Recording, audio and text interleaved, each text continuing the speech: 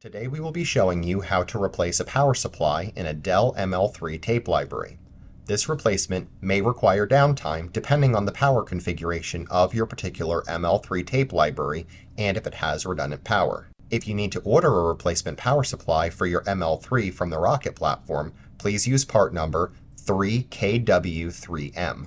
The first thing you will need to do is identify which power supply is faulted on your ML3.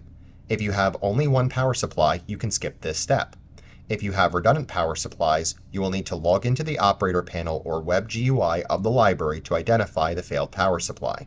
If the failed power supply is the only power supply in the library and is not completely dead, you will first need to power the library off by pressing and holding the power button and initiating the power down cycle.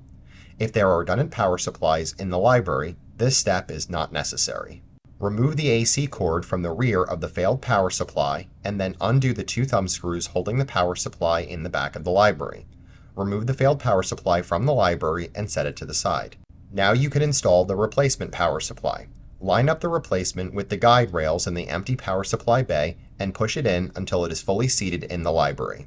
Then tighten down the thumb screws, ensuring that the replacement power supply is secure in the rear of the library. Plug the power cord into the replacement power supply. If this was a redundant power supply and the library is still powered up, you should see the power lights immediately turn on the replaced power supply. If this was the only power supply in the library, you will need to go to the front of the library and power it on using the button on the front panel. Your library should now be back to a healthy state. Clear any errors for the power supply via the operator panel or web GUI if they have not automatically cleared when the power supply was replaced.